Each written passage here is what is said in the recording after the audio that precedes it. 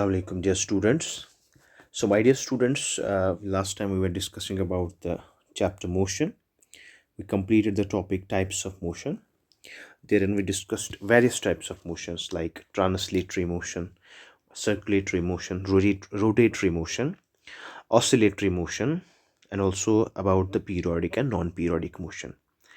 चलिए आज के हम इस लेक्चर में this will be all about the जो आपके सिलेबस में भी है this will be about the simple pendulum. ठीक, सिंपल पेंडुलम एक टॉपिक जो है आपके सिलेबस में है. आज हम उसको डिस्कस करने वाले हैं बेटा, सिंपल पेंडुलम. ठीक, तो आपको पता है कि सिंपल पेंडुलम जो होता है, जो आपको मैंने एग्जांपल भी थी I have given you the example regarding the oscillatory motion. जहाँ पे वो सिंपल पेंडुलम होता है वो कौन सी मोशन एग्जिबिट करता है? Oscillatory motion. सो आज हम इसी के बारे में डिस्कस करेंगे. ठीक है, तो हम सिंपल पेंडुलम बनाए कैसे? नॉट ओनली अब ये घड़ी में फिक्स होता है तो वो होता है सिंपल पेंडुलम, नहीं, इसको हम बनाते भी हैं अच्छे से. वो सिंपल, बहुत सिंपल तरीका होता है. आज हम इसी के बारे में स्टडी करेंगे कि how we can construct it, how we can make it, and इसके बाद हम इसके जो टर्मिनोलॉजीज हैं वो भी स्टडी आउट करेंगे. ठीक है सर, चलिए. तो सिंपल पेंडुलम का बनाने का एक बहुत ही सिंपल तरीका है. What we have to do, हमने एक सपोर्ट लेना, रिजिड सपोर्ट. ठीक, यहाँ पे मैं दिखाऊंगा आपको. Here it is the rigid support. ठीक, अब हमने क्या करना है मैं आपको बताता हूँ सर. हमने क्या करना है, हमने थ्रेड से फ्लेक्सिबल स्ट्रिंग जिसको हम कहते हैं, उससे हमने क्या करना है, एक हैवी मास जो होता है जिसको हम बॉब कहते हैं, इस सपोर्ट से लेके हमने क्या करना है, इसको सस्पेंड करना है. किसको सस्पेंड करना है? This is Bob. This is Bob of a simple pendulum, जो मैंने पिछले लेक्चर में भी आपको बताया था कि वो क्या होता है. बस अरेंजमेंट ऐसा ही है. So it consists of a heavy mass. ये है हमारा हैवी मास, जिसको हम क्या कहते हैं? सिंपली बॉब कहते हैं. is suspended by it is suspended by this is a string, yes, flexible string from this rigid support, fixed support. इसको कहते हैं फिक्स्ड सपोर्ट, जिसको हम रिजिड सपोर्ट भी कहते हैं. ठीक, तो ये this is the arrangement of a simple pendulum. अब इसमें जो टर्मिनोलॉजी, इसमें इसकी जो प्रोसेसिंग होती है वो कैसे होती है, वो हमने जानना है, वो हमने डिस्कस करना है. पहली बात आप ये अंडरस्टैंड करो बेटा, जो बॉब होता है जब ये रेस्ट पे आता है, as soon as we suspend this bob with this flexible string, जब जिस पॉइंट पे ये रेस्ट करेगा, सपोज अभी ये रेस्ट में है, तो उस पॉइंट को हम क्या कहते हैं? आपको पता है, उस पॉइंट को हम मीन पोजिशन कहते हैं. So mean position of this bob, what does it mean? Mean position of the bob means when the bob is at rest. When the bob is at rest. ये जो heavy मास है जिसको हमने suspend करा है with this flexible string, with the support जो support के साथ फिक्स है, अब जहाँ पे ये रेस्ट करेगा उसको हम मीन पोजिशन कहते हैं. So this is the mean position. Let us suppose this mean position is O. So I can say at this point bob is at rest. अभी मैंने इसको डिस्टर्ब नहीं करा है.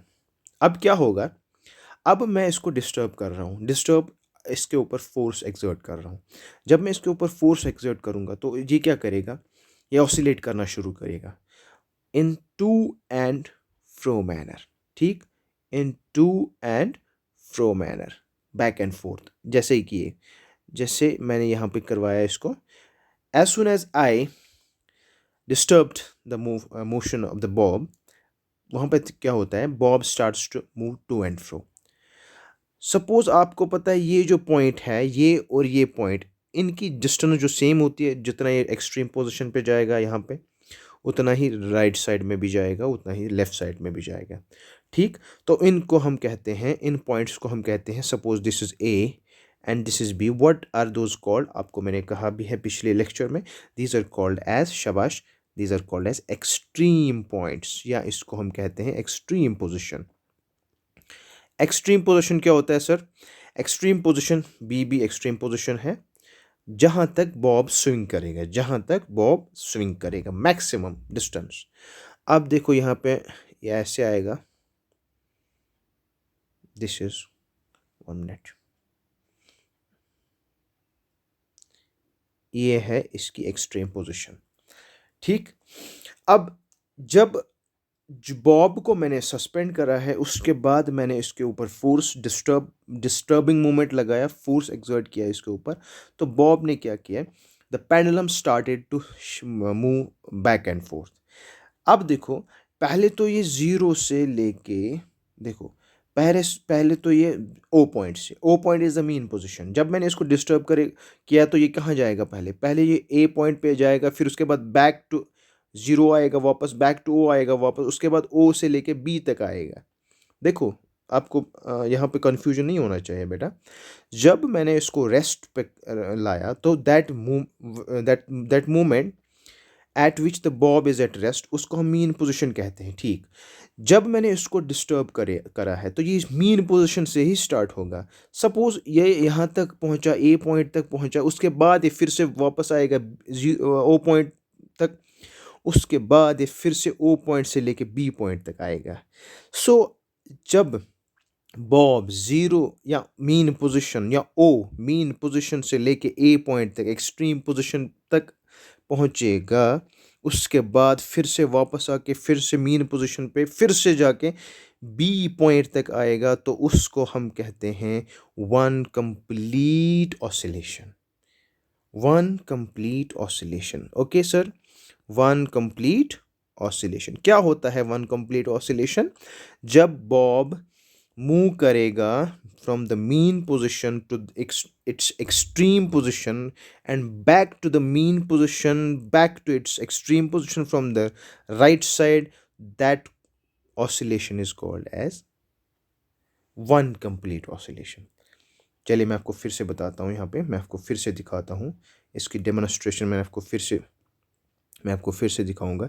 ये मैंने एक सपोर्ट लाया, उसके बाद मैंने बॉब को सस्पेंड किया है थ्रेड के साथ। So this is the mean position, this is a mean position, जिसको मैं मीन पोजीशन कहता हूँ। अब इसको मैंने इसके ऊपर फोर्स एक्सर्ट किया मैंने। जब मैं इसको ऊपर फोर्स एक्सर्ट करूँगा तो ये क्या करेगा, पहले ये लेफ़्ट साइड में आएगा, फिर उसके बाद वापस आके फिर राइट साइड में आएगा। ठीक, so this is the oscillation, this is the oscillation. अब देखो व्हाट इज़ कंप्लीट ऑसिलेशन? जब ये मीन पोजीशन से लेके एक्सट्रीम पोजीशन तक, फिर वापस आके मीन पोजीशन, फिर उसके बाद फिर से यहाँ पे एक्सट्रीम पोजीशन तक आएगा, उसको हम कहते हैं ऑसिलेशन। यहाँ पे मैं रिप्रेजेंट करता हूँ इन ऑसिलेशन के मीन पोजीशन को के पॉइंट्स को। This is A, this is B. अब यहाँ पे लिखो आप, देखो यहाँ पे हम क्या लिखेंगे, one oscillation is equal to, अब ये वन ऑसिलेशन जो है, what is one oscillation here? One oscillation, आप just concentrate what I'm writing। जब बॉब ज़ीरो से लेके या मीन पोजीशन से लेके ए तक आएगा, ए तक पहुंचेगा, ए से लेके वापस पॉइंट ज़ीरो तक, फिर वापस बी, फिर यहाँ पे जब ये बी तक पहुंचेगा, this is the one oscillation. This is oscillation that is made by the simple pendulum. So what is one oscillation? One oscillation of a simple pendulum is defined as one complete to and fro motion about its mean position। So this is one oscillation। जब यहाँ पे Bob oscillate करेगा from the mean position से लेके extreme position तक, उसके बाद फिर से वापस आके मीन पोजीशन से लेके फिर से एक्सट्रीम पोजीशन तक, and this is called as one oscillation, this is called as one oscillation. So बेटा कितना टाइम लगेगा इस बॉब को वन ऑसिलेशन कंप्लीट करने में, उसको हम कहते हैं simple time period. Okay, what is time period now sir? Time period is the time taken by this simple pendulum to complete one oscillation. Sir one oscillation क्या होती है? वन ऑसिलेशन होती है, it is defined as the complete to and fro motion, that's one to and fro motion about its mean position.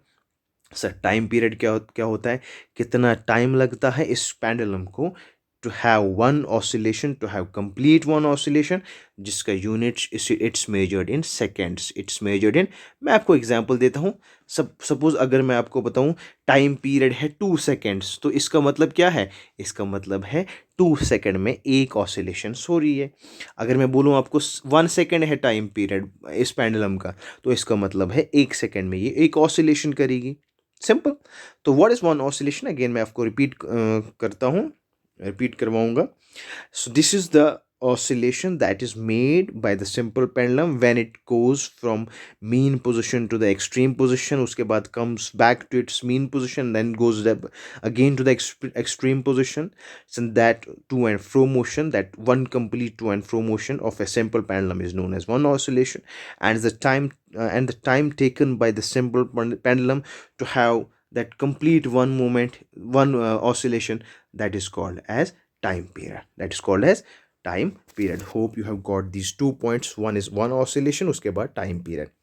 अब आ जाते हैं फिर से एक टर्मिनोलॉजी पे। देखो मैं फिर से बनाता हूँ ये mean position, extreme position, extreme position. Okay, this is A and B. अब आपको याद होना चाहिए A and B are extreme position and this is mean position. अब देखो, अब टाइम पीरियड क्या हुआ सर, टाइम पीरियड होता है कितना टाइम लगेगा इस सिंपल पेंडुलम को एक ऑसिलेशन करने में, ठीक है, वन कंप्लीट ऑसिलेशन करने में इसको कितना टाइम लगता है। अब देखो जब आपका 1 सेकेंड आएगा, तो 1 सेकेंड में, सुन लो, 1 सेकेंड में कितने ऑसिलेशंस होंगे, कितने ऑसिलेशंस होंगे, याद रखो बेटा, 1 सेकेंड में कितने ऑसिलेशंस होंगे उसको हम कहते हैं frequency.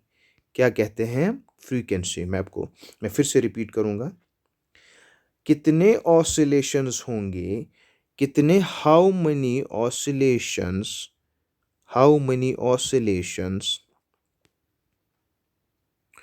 Will a simple pendulum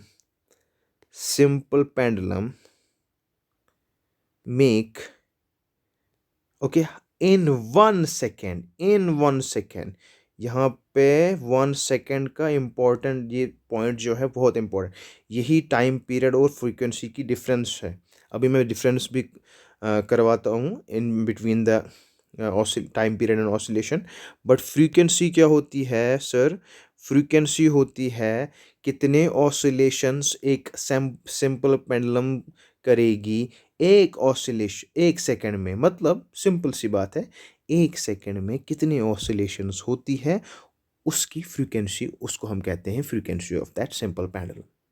time period होता है एक ऑसिलेशन को कितना टाइम लगता है, और फ्रीक्वेंसी क्या होती है, फ्रीक्वेंसी होती है 1 सेकेंड में कितने ऑसिलेशंस होती है। याद रखो, don't be confused in time period and frequency, I am making it very simple. बह वनो तोह अकिस सेकेंडस मज कत्या ऑसिलेशंस गसान, अकिस सेकेंडस मज कत्या ऑसिलेशंस गसान, that is the frequency, that is the frequency. अब अकिस ऑसिलेशनस मज कूता टाइम छु लगान, that is the time period, that is the time period. And what is the unit of SI unit of frequency? SI unit of frequency is hertz, it is the hertz।